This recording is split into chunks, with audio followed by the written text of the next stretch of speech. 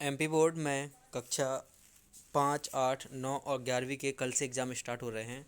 तो कल आपका कक्षा 11वीं का राजनीति का पहला पेपर रहेगा।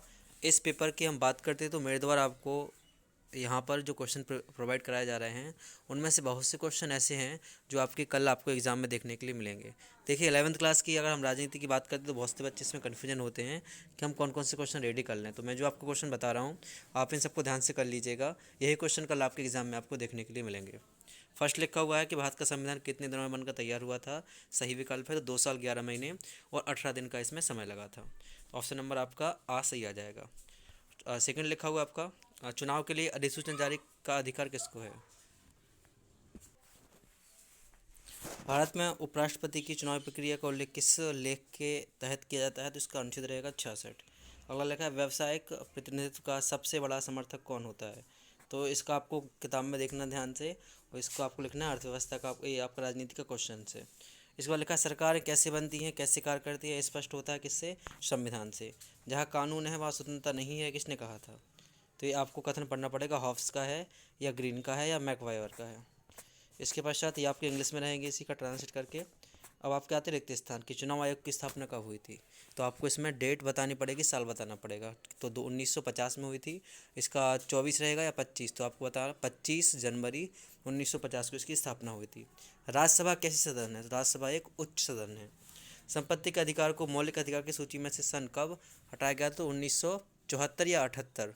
तो आपको उसको देख करके इसका सॉल्व करना है। शिक्षा किस सूची में, शिक्षा आपका समवर्ती सूची में रहेगा। स्थानीय स्वशासन का जनक किसे कहा जाता है, तो लॉर्ड कॉर्नवालिस को। आलिखित संविधान कहाँ का है, तो अमेरिका का। इसके पश्चात सही जोड़े रहेंगे। उच्चतम न्यायालय है कहाँ पर है, तो ये दिल्ली में रहेगा। संविधान समीक्षा आयोग किसके द्वारा लाया गया था, तो ये बैंकट से ले के द्वारा आएगा। प्लेटो के गुरु कौन थे, तो सुकरात आ जाएगा। राजनैतिक समानता और इसके बाद लिखा है मानवाधिकार राष्ट्रवाद की समालोचना। ठीक है, तो इसको आप ध्यान से देख लीजिएगा। इसके पश्चात आपके रहेंगे एक शब्द में उत्तर दीजिए कि मौलिक अधिकार संविधान के किस भाग में है। संविधान के तीसरे भाग में मौलिक अधिकार का वर्णन किया गया है। मार्क्सवादी समाजवाद के जनक कौन है, कॉल मार्क्स। इसका आप देख लेना एक बार। न्याय का मतलब क्या होता है, इसके बारे में लिखना है। राजनीतिक न्याय का सरोकार क्या है। नागरिक को किसके हित को सर्वोपरि समझना चाहिए। संघात्मक शासन व्यवस्था में भारत में कैसी नागरिकता प्राप्त होती है, और पारसी धर्म के संस्थापक कौन हैं। इसके पश्चात आपका 77 रहेगा कि मौलिक अधिकार न्याय संगत नहीं है जबकि निर्देशक सिद्धांत न्याय संगत हैं, ये असत्य है। 73वें संविधान संशोधन अधिनियम का संबंध पंचायती राज से नहीं है, तो ये आपका गलत है। इसके बाद लिखा है धर्म और राज परस्पर एक दूसरे से संबंध होते हैं, तो ये आपका क्या रहेगा, धर्म और राज एक दूसरे से संबंधित होते हैं, नहीं।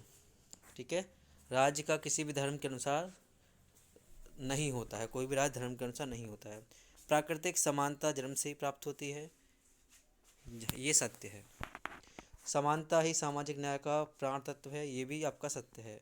नागरिकता 2 प्रकार की होती है, तो ये भी आपका सही रहेगा।